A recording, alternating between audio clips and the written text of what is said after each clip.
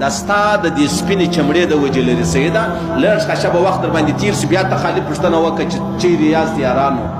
دا خپل عزت دې نیلام کړی دی دا خپل ځان دې نیلام کړی دی دا خپل صورت دې نیلام کړی دی دا خپله چهره دې نیلام کړې ده هېڅ یو شی نه لري هېڅ یو شی نه لري د خدای په خاطر خپل بچیان د دې خبرو راوګرځوئ د خدای په خاطر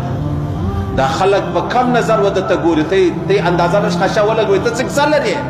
ته کمالدار یې تا موبایل جوړ کړی دی تا یې سافټویر جوړ کړی دی تا یو په نمبرو کې اول راغلی په کالج یونیورسټي کې اول راغلی په ساینس انجینرینګ کې اول راغلی په ډاکټري کې اول راغلی په چیش کې راغلی خو په هېڅ شي کې نه راغلی خالي په سپین مخ کې راغلی نو ستا سپین مخ تا نیلام کړی دی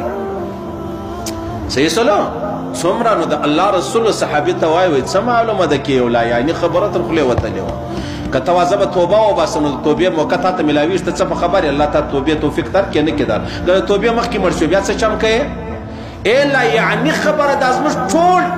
ټیک ټاکان چې دا موږ جوړ شوي دي دا ټوله لا یعنې دي دا ټوله بې غرضه دي ټوله بې مقصده دي او ټوله بې فایدې دي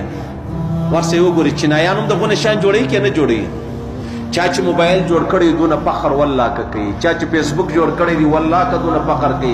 چینا والا ټیک ټاک جوړ کړی دی والله که دونه فخر ورباندې کوي لکه زموږ خلکو خالي د دې شی زده کوي بیا کوم ځای ته ځان ورسوئ په کینیډا کې زموږ ملګری دی هغه راته وویل په ټوله کینیډا کې پابندي ولګېدله پر ټیک ټاک باندې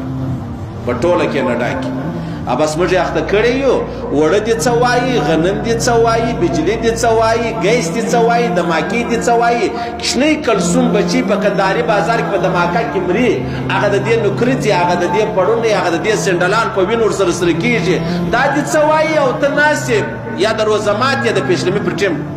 څومره بې مقصده قوم دی دا مسلمان څومره بې ځایه څومره لا یعنی قوم دی او څومره